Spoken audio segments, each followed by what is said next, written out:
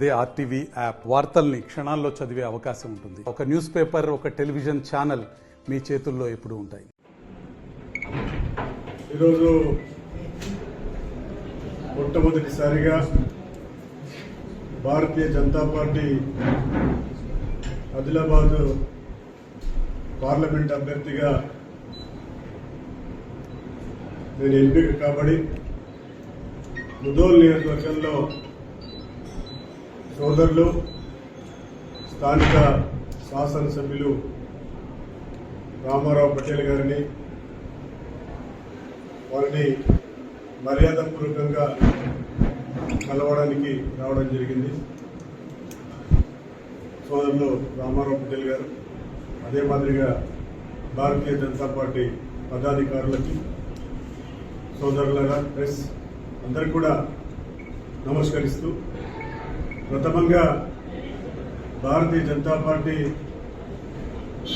నన్ను పార్లమెంట్ అభ్యర్థిగా ప్రకటించినటువంటి ప్రధాని గౌరవ శ్రీ నరేంద్ర మోడీ గారికి, భారతీయ జనతా పార్టీ జాతీయ అధ్యక్షులు నడ్డా గారికి, రాష్ట్ర అధ్యక్షులు గవర్నర్ కిషన్ రెడ్డి గారికి, అదే మాదిరిగా ఆదిలాబాద్ పార్లమెంటరీ కాన్స్టిట్యూన్సీ ఉన్నటువంటి గౌరవ శాసనసభ్యులకి, జిల్లా అధ్యక్షుల వారికి, అదే మాదిరిగా భారతీయ జనతా పార్టీ నాయకత్వాలందరికీ కూడా నా యొక్క ధన్యవాదాలు అర్పిస్తా ఉన్నాను. ఈరోజు దేశంలో ప్రధాని గారి నాయకత్వాన్ని ముచ్చటగా మూడోసారి ప్రధానిని చేయడం కోసం భారతీయ జనతా పార్టీ నాయకులు, మిత్రులందరూ కూడా మరి కష్టపడి పనిచేసుకోవడానికి సిద్ధంగా ఉన్నారు. మరి ఈ సందర్భాన నేను ఒకటే మనవి చేయదలుచుకున్నా ఉన్నా.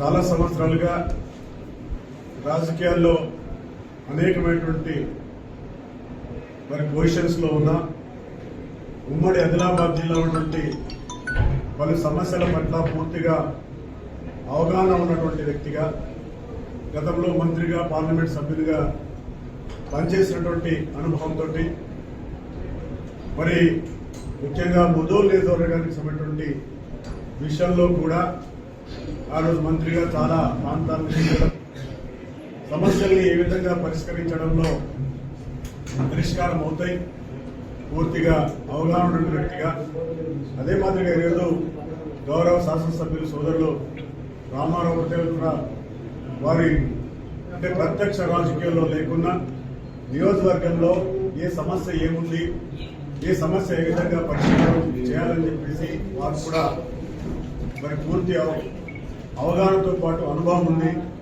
మేమిద్దరం కూడా కలిసి నియోజకవర్గం వంటి సమస్యలకు పరిష్కరించే దిశగా మేము ప్రయత్నం చేస్తాం.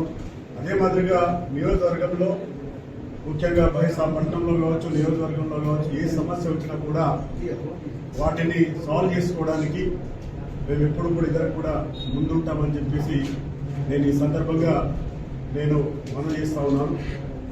కాబట్టి ఇక్కడ స్థానికమైనటువంటి నాయకత్వం అంతా కూడా, కార్యకర్తలందరూ కూడా గౌరవ ప్రధాని గారిని మరొకసారి ప్రధానమంత్రి చేసుకోవడానికి ముందున్నారు. ఇప్పుడే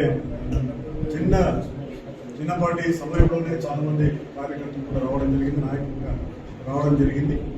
వారందరూ కూడా ప్రత్యేకంగా ధన్యవాదాలు అర్పిస్తూ, మరీ ముఖ్యంగా సోషల్ మీడియాలో కొంత వాట్సాప్లో కొంత నాపైన ప్రచారం ఇక్కడ జరిగిన విషయం మీ దృష్టికి తీసుకొస్తా ఉన్నాను. మీకు కూడా తెలుసు, గతంలో నేను తెలంగాణ రాష్ట్ర సమితిలో ఉన్నప్పుడు ఆ రోజు నాయకత్వం పార్టీ ఆదేశానుసారంగా నేను ఆ రోజు ఓట్ని కాస్ట్ చేసుకోవడం జరిగింది.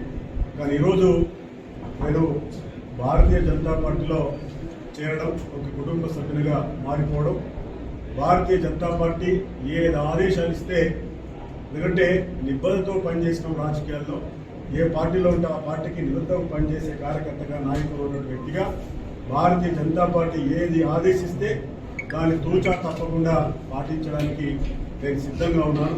ఇందాకనే సమావేశంలో కూడా చెప్పడం జరిగింది. భారతీయ జనతా పార్టీ ఆది నాయకత్వం కార్యకర్తలు ఎవరు కూడా వారు ఏ విధంగా ఆదేశిస్తే శుద్ధభాగులో కూడా దూకడానికి కూడా సిద్ధమని చెప్పేసి చెప్పడం జరిగింది. కాబట్టి ఏ పార్టీలో ఉంటే ఆ పార్టీకి మరి కట్టుబడి ఉండే వ్యక్తిగా మీరందరూ భావించాలని చెప్పేసి ఈ సందర్భంగా నేను కోరుతూ, ఈరోజు ఆది నాయకత్వం స్థానిక వాళ్ళందరి ఏ విధంగా వాళ్ళ యొక్క ఆదేశానుసారమే నేను పనిచేస్తానని చెప్పేసి నియోజకవర్గంలో అభివృద్ధి కార్యక్రమంలో ముఖ్యంగా కార్యకర్తల్లో కూడా, ఎందుకంటే ఒక అపోహలు ఉన్నాయి. ఎందుకంటే నేను టీఆర్ఎస్ నుంచి వచ్చారు, వాళ్ళ గతంలో అనుబంధాలు ఉన్నాయి. అదే మాదిరిగా తెలుగుదేశం నుంచి వచ్చారు, అంత అనుబంధాలు ఉన్నాయి. మేము తరతరాలుగా భారతీయ జనతా పార్టీని పటిష్టం చేసుకోవడం కోసం పనిచేసినాం. మాకు కొంత గ్యాప్ వస్తుందేమో అని చెప్పేసి అపోహలు ఉన్నాయి. అలాంటి అపోహలు ఎవరు కూడా పెట్టుకోవద్దని చెప్పేసి, ఎందుకంటే ఒక పార్టీలో ఒక కుటుంబ సభ్యునిగా చేరిన తర్వాత అందరూ కూడా సమానంగానే నేను భావిస్తానని చెప్పేసి గౌరవ శాసనసభ్యుల వారు కూడా చెప్పడం జరిగింది. అందరు సమానంగా ఒకే ఒక్క లక్ష్యం, ముదోల్ నియోజకవర్గం సమగ్రమైనటువంటి అభివృద్ధిని చేయడమే లక్ష్యంగా పనిచేయడం, కార్యకర్తల యొక్క మనోభావాలు దెబ్బకు రాకుండా చేయడం, నియోజకవర్గ ప్రజల యొక్క మనోభావాలు దెబ్బ రాకుండా మరి చేసుకోవడం, మరి కలిసికట్టుగా పనిచేసే కార్యక్రమమే చేస్తాం తప్ప ఎక్కడ ప్రజలకి అదే మాదిరిగా కార్యకర్తలకి ఎక్కడ కూడా మచ్చ రాకుండా మా నాయకత్వం ఉంటుందని చెప్పేసి ఈ సందర్భంగా తెలియజేస్తాం. మరిన్ని వీడియోస్ కోసం ఛానల్ ని సబ్స్క్రైబ్ చేయండి, లేటెస్ట్ అప్డేట్స్ కోసం వాట్సాప్ ఛానల్ ని ఫాలో చేయండి అండ్ లింక్ డిస్క్రిప్షన్ లో ఉంది.